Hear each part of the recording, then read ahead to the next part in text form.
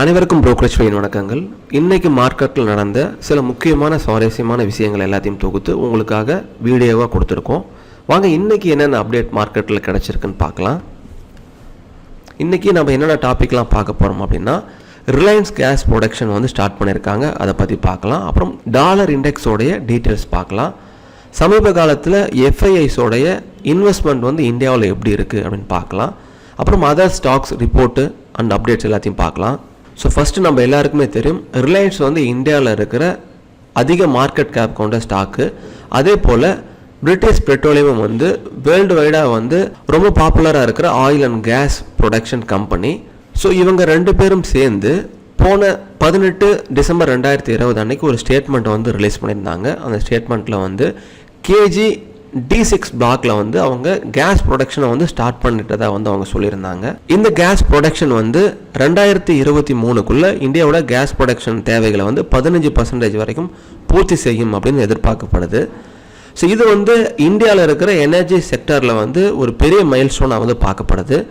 இன்றைக்கி ரிலையன்ஸ் ஷேரோடைய விலை க்ளோஸ் ஆகும் பொழுது 1939 அப்படின்னு இருந்துச்சு. நீங்கள் ரிலையன்ஸ் ஷேரை ஃபாலோ பண்ணுறவங்களா இருந்தீங்கன்னா இந்த நியூஸும் தெரிஞ்சு வச்சுக்கோங்க. சரி, அடுத்து டாலர் இண்டெக்ஸோட டீட்டெயில்ஸ் இப்போ நம்ம பார்க்கலாம். இந்த டாலர் இண்டெக்ஸ் யூஎஸில் இருக்கிற ரொம்ப பாப்புலராக இருக்கிற ஒரு இண்டெக்ஸு. கடந்த மார்ச் மாதம் இந்த டாலர் இண்டெக்ஸ் அதோட ஹை பக்கம் இருந்தது. கிட்டத்தட்ட 102.75 அந்த ஹை பக்கம் இருந்துச்சு. ஆனால் இப்போ அதோட இயர் லோ பக்கத்தில் இருக்குது, 89.92 அந்த ரேஞ்சில் இருக்குது. பெரும்பாலும் இந்த டாலர் இண்டெக்ஸ் தான் வேல் மார்க்கெட்டையும் அப்புறம் கமோடிட்டி மார்க்கெட்டையும் டிரைவ் பண்ணும், அதோட மார்க்கெட் ட்ரெண்டை தீர்மானிக்கும் அப்படின்னு எல்லாராலையும் சொல்லப்படுது. ஸோ வரும் காலங்களில் இந்திய சந்தையும் அப்புறம் வேல் மார்க்கெட் கமோடிட்டி மார்க்கெட் எல்லாமே இந்த டாலர் பொறுத்து அமையும் அப்படின்னு எல்லாராலையும் சொல்லப்படுது.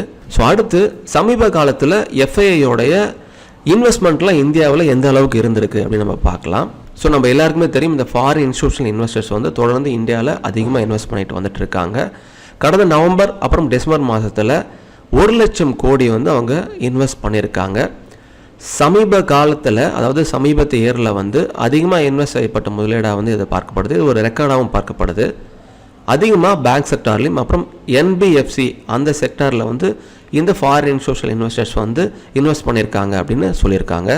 சரி, அடுத்து அதர் ஸ்டாக் மார்க்கெட் அப்டேட்ஸ்லாம் என்னென்னு பார்க்கலாம். இன்றைக்கி நிஃப்டி பியரிஷ் நோட்டில் முடிஞ்சிருந்தது. கிட்டத்தட்ட 433 பாயிண்ட்ஸ் கீழே போயிருந்தது. மிகப்பெரிய வீழ்ச்சியாக எனக்கு கருதப்படுது. மேக்கு அப்புறமா இந்த வீழ்ச்சி ரொம்ப கீழே போயிருந்தது. நிஃப்டி 50ல் இருக்கிற எல்லா ஸ்டாக்குமே ரெட்டாகவே முடிஞ்சிருந்தது, அதாவது இறங்குமுகமாகவே முடிஞ்சிருந்தது.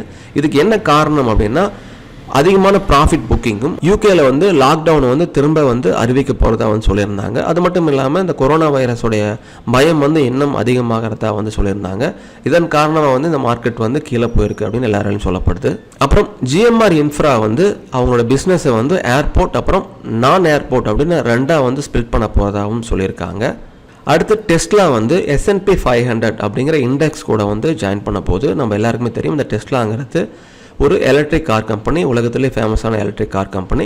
இந்த யூஎஸ் ஸ்டாக் அதோட இண்டெக்ஸான S&P 500 அந்த இண்டெக்ஸ் கூட இப்போ சேரப்போகுது. ஸோ இந்த அப்டேட்டோட இன்னைக்கு ஷேர் மார்க்கெட் புது அப்டேட்ஸ் நாங்கள் முடிவு செய்கிறோம். நாளைக்கு இதே போல் பயனுள்ள அப்டேட்ஸ் தொடர்ந்து உங்களுக்காக கொடுக்க காத்திருக்கோம். அந்த அப்டேட் எல்லாம் நீங்கள் பார்க்கணும்னா எங்களோட சேனலை சப்ஸ்கிரைப் பண்ணுங்கள்.